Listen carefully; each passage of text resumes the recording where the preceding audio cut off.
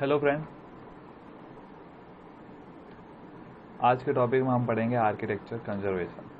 Architecture conservation में से काफ़ी 1 या 2 मार्क्स के क्वेश्चन हमारे पूछे जाते हैं गेट में। ओके, गेट में 2021 टू 2019, 18, 16, 15 हर बार क्वेश्चन पूछा गया है और 1 to 2 मार्क्स का वो होता है। इसका फॉर्मेट MCQ और MSQ फॉर्म में पूछा जाता है। ओके, तो इसमें आपको क्या देखने को मिलेगा, आपको इसमें डेट्स याद रखनी है, ऑर्गेनाइजेशन याद रखनी है और उनके एम पता होने चाहिए आपको, वो किस एम के लिए बनाई गई है। ओके, तो इसके 4 टॉपिक्स आएंगे इसके अंदर: international organization and charters, international organization for heritage conservation and measures for conservation and world heritage site in India. Okay, तो इस पूरे लेक्चर को मैं 4 पार्ट्स में डिवाइड करूँगा। ओके, इस 4 वीडियोस के बाद आपके सामने कोई भी क्वेश्चन क्यों ना आए, आप उसको सॉल्व कर सकते हो। और इसके अलावा कोई क्वेश्चन आता भी नहीं, मैं पॉइंट टू पॉइंट ही बताऊंगा।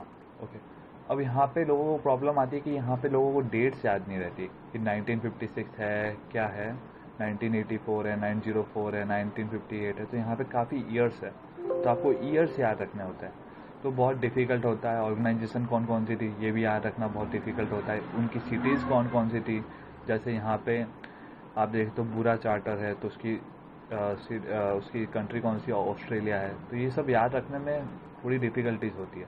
तो मैं क्या करूँगा, एक आपको ट्रिक दूंगा, उस ट्रिक से आपको ये सारे याद रह जाएंगे। ये आपको कोई भी नहीं सिखाएगा और नहीं कोई यूट्यूब वीडियोज़ में आपको मिलेगी। ओके, तो मैं आपको ये ट्रिक से याद करवाऊंगा ताकि आपको लाइफ टाइम तक याद रहेगा। आपको कुछ नहीं करना, आपको केवल 1 या 2 बार वो स्टोरी दिमाग में रखनी है, पढ़नी है उसको अच्छे से और एक बार रिपीट करनी है और आपके सारे क्वेश्चन सॉल्व आउट हो जाएंगे। आप क्वेश्चन जैसे ही देखोगे आपके आंसर टिक हो जाएगा।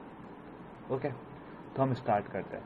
तो मेरा आज का टॉपिक है इंटरनेशनल ऑर्गेनाइजेशन एंड चार्टर्स। बाकी रिमेनिंग टॉपिक में बाकी वीडियोस में कवर करूँगा। ओके, तो 2 टाइप्स की ऑर्गेनाइजेशन है, इंटरनेशनल ऑर्गेनाइजेशन एंड चार्टर्स।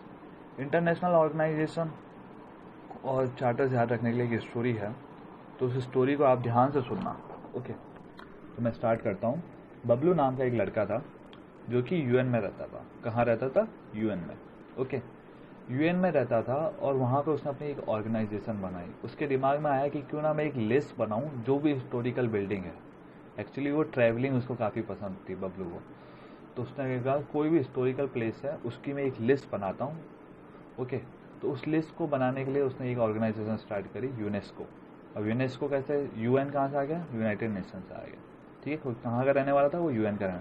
वो जहाँ भी जाता है ना, उस कंट्री को यूज़ करके एक अपना ऑर्गेनाइजेशन बना देता है, ये याद रखना। ठीक है, तो यूनेस्को उसने बनाया, तो उसने स्टार्ट कहाँ से किया? इंडिया से। तो उसने इंडिया में 38 साइट्स को उसने सेलेक्ट किया, जिसमें से 30 कल्चरल थी, 7 नेचुरल थी और 1 मिक्स थी।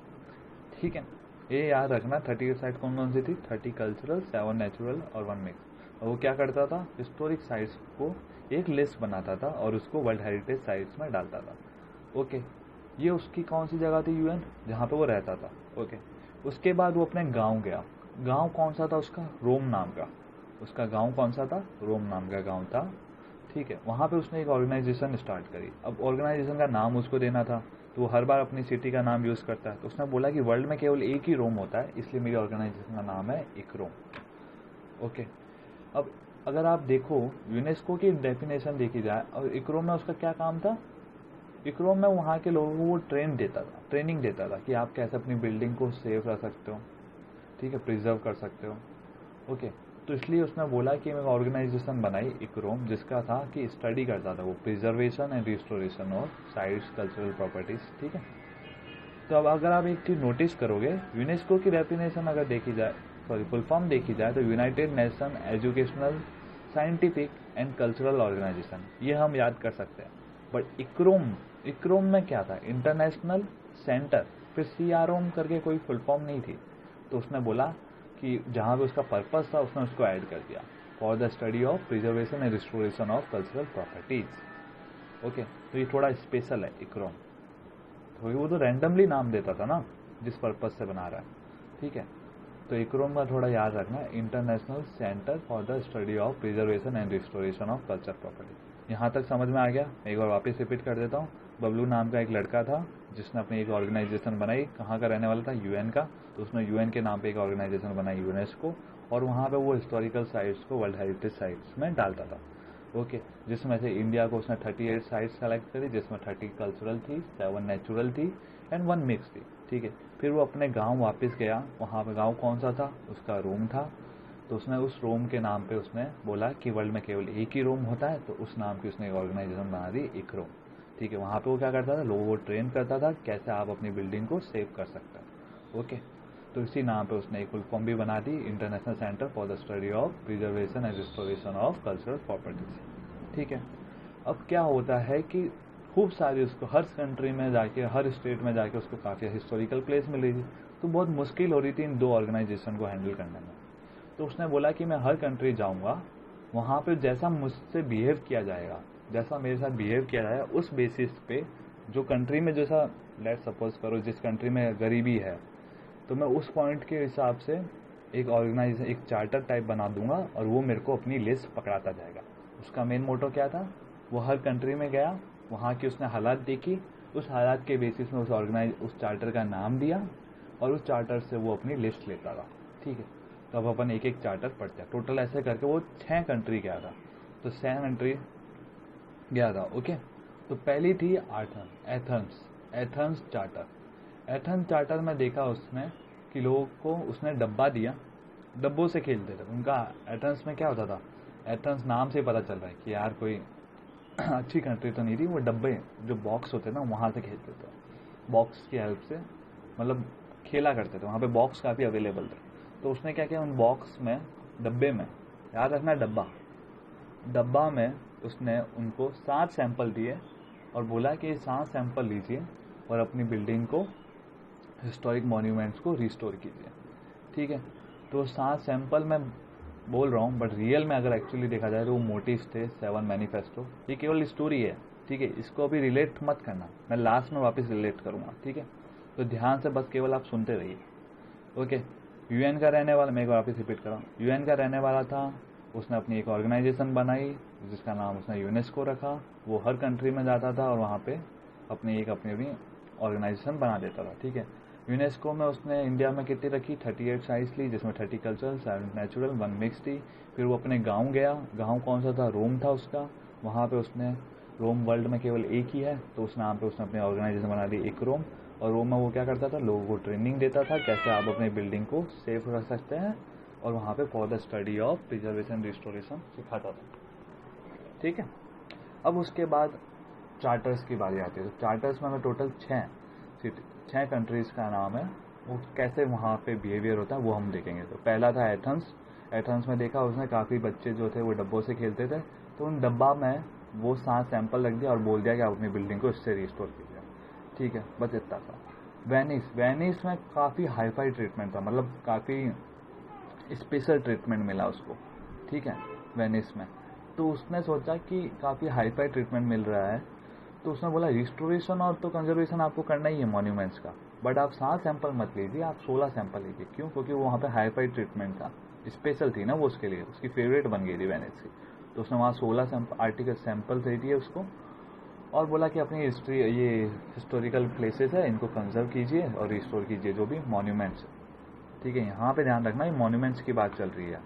एथेंस में उसने रिस्टोर करने को बोला, यहाँ पे कंजर्वेशन और रिस्टोर करने को बोला मॉन्यूमेंट्स को। ठीक है, और सैंपल यहाँ पे 7 दिए थे, यहाँ पे 16 दिए।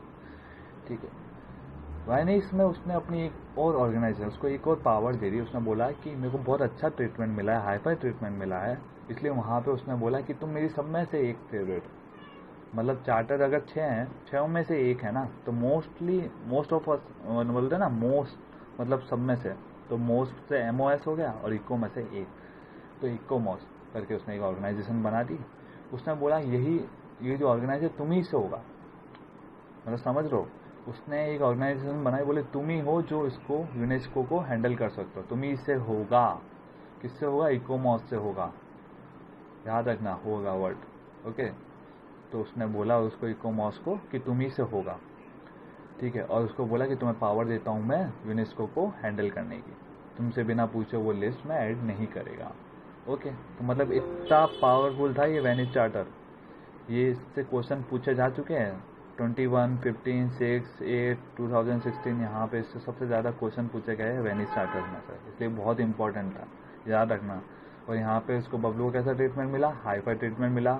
वहाँ पे उसने क्या किया, एक अपनी ऑर्गेनाइजेशन भी बनाई नई, उसको बोला कि तुम यूनेस्को को कंट्रोल करो, और दूसरा उनको 16 सैंपल पकड़ा है और 16 सैंपल बनाए और 16 सैंपल से उन्होंने बोला रिस्टोरेशन करेंगे।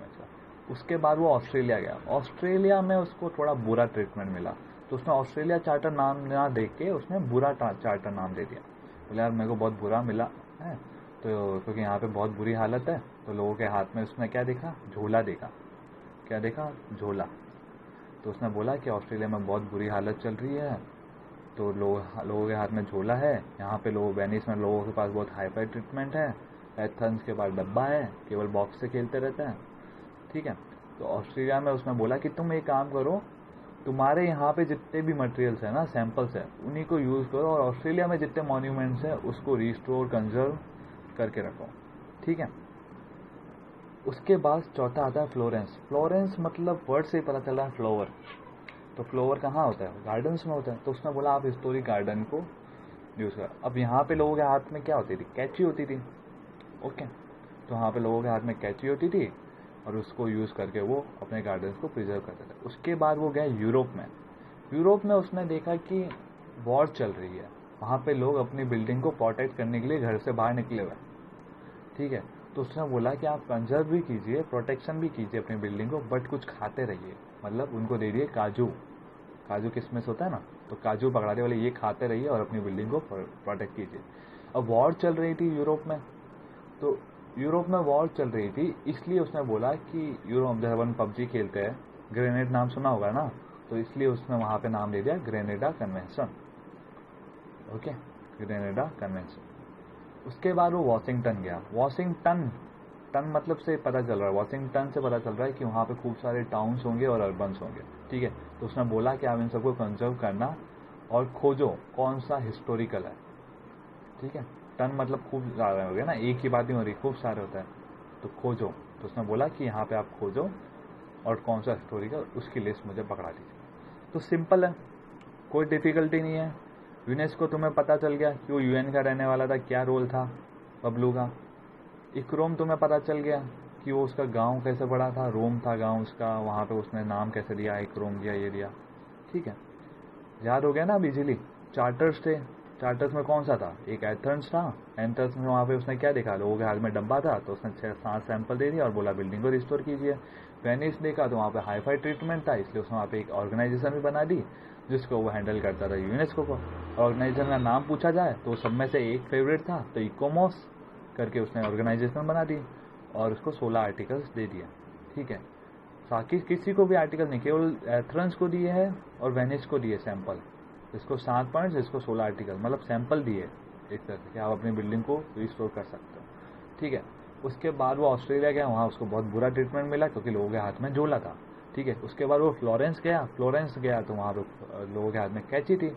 यूरोप गया तो वहाँ पे वॉर चल रही थी, तो इसलिए वहाँ पे लोगों को बोल दिया कि बिल्डिंग को प्रोटेक्ट कीजिए और काजू खाइए, ठीक है। और उसके बाद वॉशिंगटन गया तो वॉशिंगटन में खूब सारे टाउन्स और अर्बन थे, तो उसने बोला वहाँ पे आप खोजो।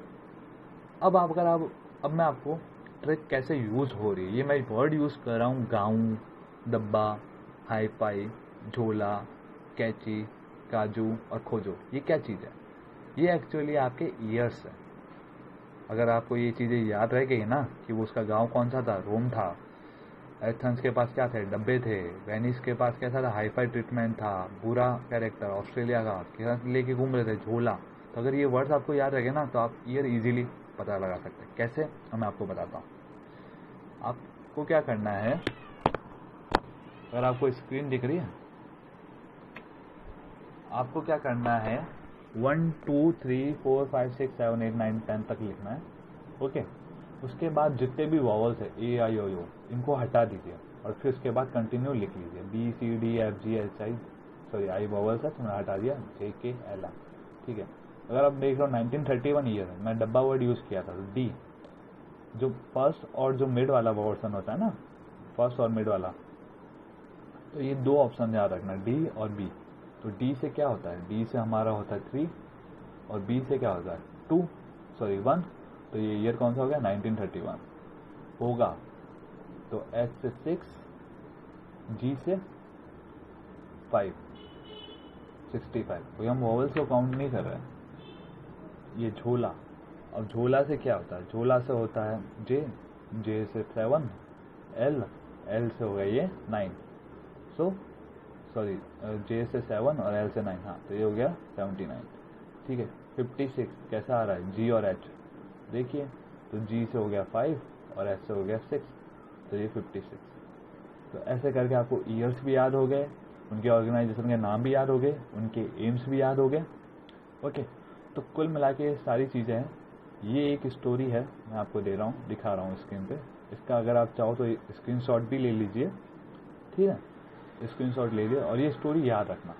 आप 4 या 5 बार पढ़ोगे, आपको दिमाग में बैठ जाएगी और आप इस टॉपिक को इजीली कवर कर सकते हैं। बाकी टॉपिक्स की भी मैं स्टोरी बताऊंगा, ठीक है, ईयर्स और ये सब याद करने के लिए। तो प्लीज़ मेरे इस लेक्चर को प्लीज़ लाइक कीजिए, मेरे टेलीग्राम चैनल को प्लीज़ लाइक कीजिए, और मैं आपके इसके जितने भी गेट्स में प्रीवियस ईयर्स में क्वेश्चंस पूछे गए हैं इस टॉपिक में से, मैं वो सारे शेयर कर दूंगा।